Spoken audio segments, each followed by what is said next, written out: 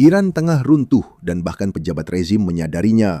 Selama puluhan tahun, Republik Islam menegaskan ke dunia bahwa mereka takkan pernah memohon bantuan. Rezim membangun seluruh identitasnya di sekitar doktrin kemandirian, ekonomi perlawanan, dan klaim bangga bahwa Iran akan berdiri sendiri melawan dunia jika memang harus. Begitulah cara Republik Islam mempertahankan kekuasaan meskipun ada semua sanksi dan meskipun rakyatnya sendiri membenci rezim tersebut. Nah, perang ini dan blokade Ari-Keesrek sekarang mengubah semua itu. Baru kemarin, Menteri Luar Negeri Iran lari ke Rusia untuk memohon bantuan dari Vladimir Putin. Putin yang sama yang bahkan tidak bisa melindungi kilang minyaknya sendiri. Iran ingin dukungan Rusia untuk bertahan. Sebelum membahas pertemuan Rusia-Iran, saya akan menunjukkan apa yang Presiden Trump umumkan pagi ini. Iran telah memberitahu kami bahwa mereka sedang berada dalam keadaan runtuh. Mereka ingin kami segera membuka Selat Hormuz sambil mereka berusaha menentukan posisi kepemimpinan mereka, yang saya yakin akan berhasil. Sekarang keadaan runtuh yang dimaksud Trump kemungkinan besar berkaitan dengan situasi ekonomi Iran dan blokade Amerika Serikat yang mencekik urat nadi ekonomi Iran. Selama lebih dari 2 minggu terakhir, Iran tidak bisa melakukan perdagangan seperti biasa. Tidak ada ekspor yang keluar dan tidak ada impor yang masuk. Bahkan, kami memiliki data satelit terbaru yang menunjukkan pelabuhan-pelabuhan Iran yang mulai terlalu padat karena kapal-kapal tidak bisa meninggalkan perairan Iran. Ada blokade di Teluk Oman. Itu berarti kapal-kapal bisa memuat barang di pelabuhan Iran. Mereka bisa melintasi Selat Hormuz, tapi mereka tidak bisa pergi lebih jauh lagi. Dan itulah sebabnya Teluk Oman mulai terlalu padat, terutama di perairan Iran. Bagi ekonomi Iran, blokade ini adalah pukulan ganda. Artinya mereka terjepit dari dua sisi. Pertama, mereka tak mendapat pemasukan karena bergantung pada ekspor yang kini terhenti. Kedua, mereka juga tak menerima impor. Banyak makanan Iran bergantung pada impor dari negara lain. Dan sekarang impor itu tidak masuk. Itulah sebabnya ekonomi mereka terjepit dari dua sisi. Dan para pejabat Iran benar-benar ketakutan. Lihatlah laporan baru ini. Para pejabat Iran sekarang mulai khawatir akan terjadinya protes lagi. Kemarin, Dewan Keamanan Nasional Tertinggi Iran menggelar pertemuan membahas kekhawatiran lembaga keamanan soal kemungkinan munculnya kembali protes seperti Januari di Iran. Pertemuan ini diadakan setelah penilaian internal dan laporan intelijen yang memperingatkan potensi kerusuhan dalam beberapa hari ke depan. Menurut informasi yang disampaikan, para pejabat di Iran meyakini bahwa kesulitan ekonomi yang semakin meningkat seperti kenaikan harga, pengangguran, kerusakan pada industri petrokimia dan baja dapat menjadi pemicu utama munculnya kembali aksi protes. Perkiraan yang dibagikan selama pertemuan menunjukkan bahwa ekonomi Iran mungkin tidak akan mampu bertahan lebih dari 6 hingga 8 minggu menghadapi blokade laut Amerika Serikat. Sekarang saya ingin memperjelas bahwa perkiraan ini berasal dari sudut pandang Iran, sehingga cenderung lebih optimis. Selain itu, ini membahas situasi ekonomi Iran, bukan cerita lama yang sudah kita bicarakan beberapa hari terakhir. Sekarang, saya memang punya angka terbaru tentang kapasitas penyimpanan minyak Iran dan kapan kapasitasnya akan habis. Tapi sebelum kita sampai ke sana, mari kita selesaikan laporan ini dulu. Seperti yang mungkin kalian ingat, blokade Amerika Serikat dimulai 13 April, jadi sudah lebih dari 2 minggu berlangsung. Dan Iran memang tidak bisa bertahan dengan penutupan ekonomi seperti ini. Tapi ini bukan satu-satunya hal yang merugikan ekonomi Iran. Kekhawatiran besar lainnya yang diangkat selama pertemuan ini adalah hampir sepenuhnya matinya internet di Iran. Menurut pejabat keamanan Iran, yaitu orang-orang yang bekerja untuk rezim, menurut mereka, pemadaman internet telah membuat sekitar 20% tenaga kerja, terutama mereka yang bekerja secara online, pada dasarnya menjadi pengangguran. Mereka tidak bisa melakukan apa-apa. Dan itu berarti tambahan 2 juta orang bisa kehilangan pekerjaan di sektor swasta karena pengangguran yang disebabkan oleh pemadaman internet. Sekadar pengingat bagi semua orang yang belum mengikuti, internet di Iran telah dimatikan selama lebih dari 2 bulan sekarang. Kita sudah melewati batas 60 hari. 99,9% orang Iran sama sekali tidak bisa mengakses internet atau terhubung dengan dunia luar. Itu berarti lebih dari 90 juta orang. Itu saja sudah cukup memberitahu Anda siapa sebenarnya yang ditakuti oleh pejabat Iran. Rezim melarang masyarakat Iran terhubung dengan dunia luar dan sesama karena khawatir protes akan terulang seperti peristiwa Januari. Rezim itu hampir saja kehilangan kekuasaan dan itulah alasan mereka rela mengorbankan perekonomian mereka. Mereka rela mengorbankan segalanya demi mempertahankan kekuasaan mereka. Sekarang kembali ke pertemuan yang terjadi di Iran. Aparat keamanan di Iran pada dasarnya menyimpulkan bahwa protes publik tidak bisa dihindari. Protes itu akan dimulai lagi. Satu-satunya ketidakpastian adalah kapan protes dimulai lagi. Mereka tidak tahu, bisa besok atau beberapa bulan lagi. Inilah yang membuat mereka khawatir.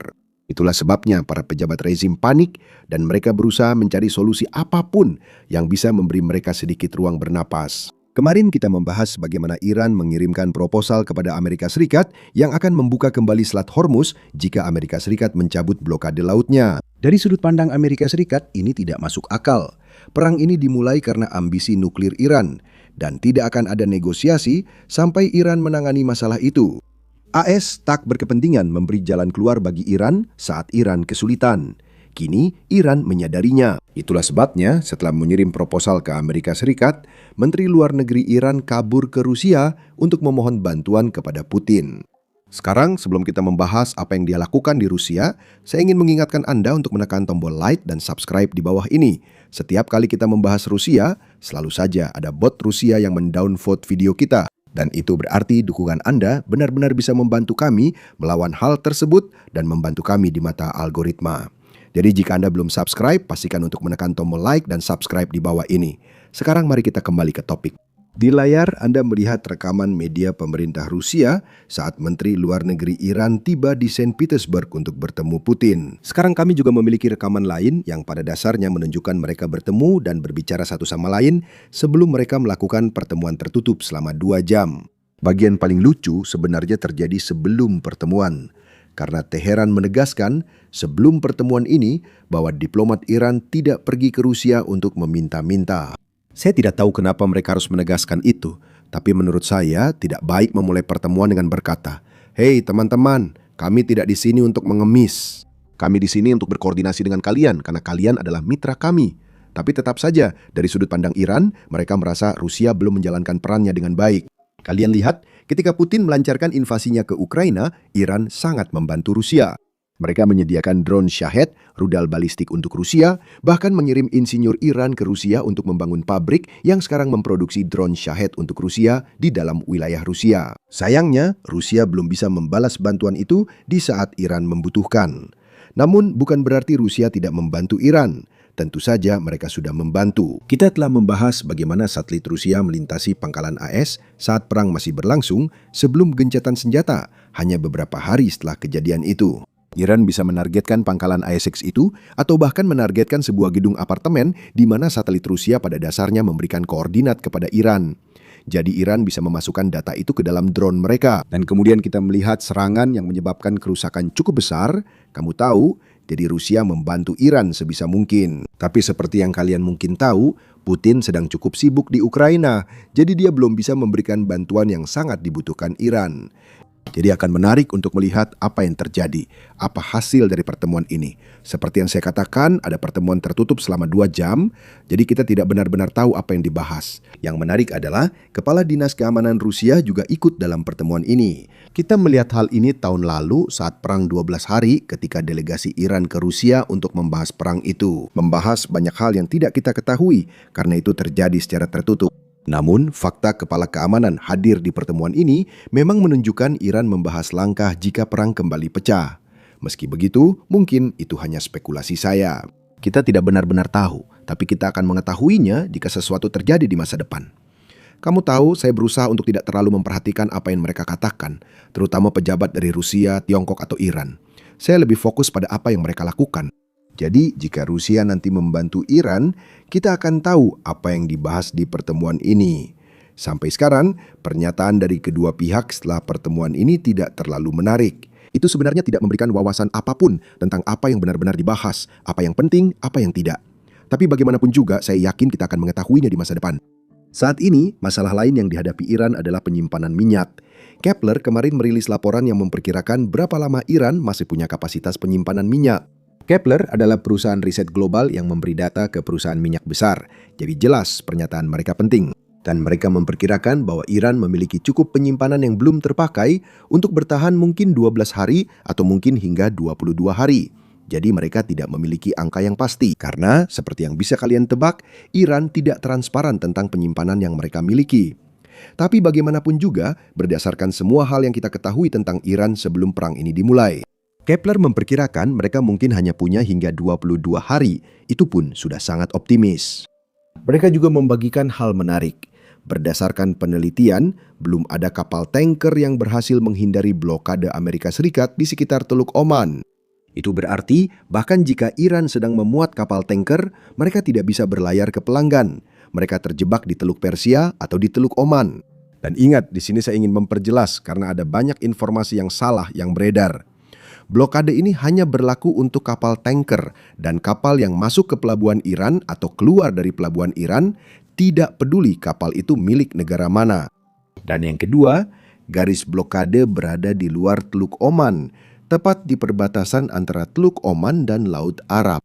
Dan itu sangat penting, karena kami melihat banyak laporan yang pada dasarnya mengatakan, "Hey, sebuah kapal tanker Iran baru saja melewati Selat Hormuz." Namun itu tidak masalah karena ASS sebenarnya tidak memblokir Selat Hormuz. Mereka tetap bisa ke pelabuhan Iran, memuat minyak, dan melewati Selat Hormuz. Namun mereka akhirnya terjebak di Teluk Oman dan tak bisa keluar. Dan kedua, jika sebuah kapal tanker misalnya pergi ke pelabuhan Arab Saudi atau pelabuhan Irak atau ke pelabuhan lain di negara teluk manapun. Nah, kapal tanker itu tidak diblokade oleh Amerika Serikat. Kapal itu bebas pergi kemanapun yang diinginkan. Jadi jika kapal tanker seperti itu bisa keluar, itu tidak berarti blokade Amerika Serikat tidak berhasil. Sekarang, cara lain untuk melihat seberapa efektif blokade Amerika Serikat sebenarnya adalah dengan citra satelit. Dan lebih spesifik lagi, dengan fokus pada berapa banyak kapal yang pada dasarnya menumpuk di Teluk Oman karena mereka mengambil minyak dari pelabuhan Iran, mereka melintasi Selat Hormuz, tapi kemudian mereka terjebak, tidak bisa keluar. Seperti yang bisa Anda lihat dari citra satelit di layar Anda, sangat sulit untuk melihatnya. Tapi jika Anda bisa menjeda videonya, jika Anda menggunakan komputer atau layar yang lebih besar, Anda akan melihat beberapa titik putih di air. Ini adalah perairan Teluk Oman. Titik-titik putih itu sebenarnya kapal tanker yang mengapung di Teluk Oman karena Angkatan Laut Amerika Serikat memperingatkan jika menerobos blokade, akibatnya buruk. Namun beberapa kapal tanker mencoba tetap melakukannya. Mereka menerima pesan dari Angkatan Laut Amerika Serikat lewat radio, lalu segera berbalik arah. Mereka hanya menunggu di Teluk Oman sampai blokade berakhir yang sudah berlangsung sekitar 2 minggu sekarang. Dan kemungkinan besar akan terus berlanjut sampai ada kesepakatan damai. Soal kesepakatan damai, tampaknya Iran tengah menyiapkan rencana perdamaian baru untuk Amerika Serikat setelah Amerika Serikat menolak rencana yang mereka kirim kemarin. Sumber menyebut Iran akan mengajukan proposal perdamaian yang direvisi dalam beberapa hari. Mediator di Pakistan menantikan tawaran baru dari Iran segera. Amerika Serikat menolak usulan penundaan pembicaraan nuklir. Menteri Luar Negeri berkonsultasi dengan pimpinan di Teheran, namun komunikasi dengan pimpinan tertinggi Iran dinilai sulit dan lambat. Prosesnya tetap dinamis dan tergantung syarat terbaru dari Iran. Untungnya, kemarin Menteri Luar Negeri Marco Rubio memberi wawancara pertamanya sejak gencatan senjata dimulai. Dalam wawancara itu, dia membahas isu yang menghambat kesepakatan dengan Iran. Mari kita dengarkan. Apa yang Anda lihat sebagai hambatan utama untuk mencapai kesepakatan dengan pemerintah Iran? Negara itu dipimpin ulama Syiah radikal, sudah jadi hambatan besar. Selain itu, mereka juga sangat terpecah secara internal. Saya rasa itu sudah biasa terjadi, tapi sekarang kondisinya jauh lebih kentara. Cara terbaik untuk memahami Iran adalah dengan melihat adanya kelas politik. Sekarang, menurut saya, orang-orang sering membicarakan tentang kaum moderat dan garis keras. Tapi di Iran, semuanya adalah garis keras. Ada garis keras yang sadar harus mengelola negara dan ekonomi, serta garis keras yang sepenuhnya digerakkan oleh teologi. Garis keras yang digerakkan oleh teologi bukan hanya pejabat IRGC, tapi jelas juga pemimpin tertinggi dan dewan yang mengelilinginya. Apakah Anda yakin Mojtaba Hamedeh, pemimpin tertinggi Iran yang baru, masih hidup?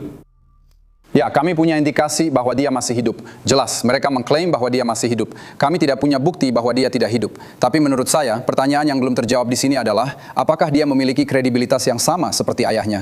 Anda tahu, kami tahu bahwa selama bertahun-tahun, setidaknya saya tahu selama bertahun-tahun, ada perdebatan internal di Iran tentang suksesi. Dan apakah itu seharusnya Anda tahu, berbasis keturunan? Haruskah seperti itu? Ada banyak pihak yang menolak hal tersebut. Apakah dia memiliki kredensial keulamaan untuk benar-benar bertindak sebagai pemimpin tertinggi? Apakah dia benar-benar yang membuat keputusan? Atau apakah ada seseorang yang mewakilinya yang pada dasarnya mengendalikan 90% dari semuanya dan sebenarnya yang membuat keputusan atas namanya? Kita tidak tahu jawaban dari pertanyaan-pertanyaan ini. Sekarang disinilah segalanya mulai menarik, terutama soal pemimpin tertinggi. kami menerima pesan beragam dari Iran. Seperti yang kami bahas beberapa hari lalu, ada acara IRGC di kota besar Iran yang memasang foto pemimpin tertinggi baru di mural untuk mengenang semua korban perang ini. Itu agak membingungkan mengingat itu adalah acara IRGC. Namun demikian, posisi resmi Iran adalah bahwa pemimpin tertinggi terluka dan masih hidup. Nah, kemarin kami mendapat sedikit informasi tambahan soal itu, dan informasi itu datang dari Putin. Putin mengisyaratkan saat bertemu Menteri Luar Negeri Iran bahwa dia menerima pesan dari Mojtaba Hamedeh, pemimpin tertinggi baru yang belum muncul di publik. Dia bilang, sampaikan kepada pemimpin tertinggi rasa terima kasih saya atas pesannya dan harapan terbaik saya untuk kesehatannya.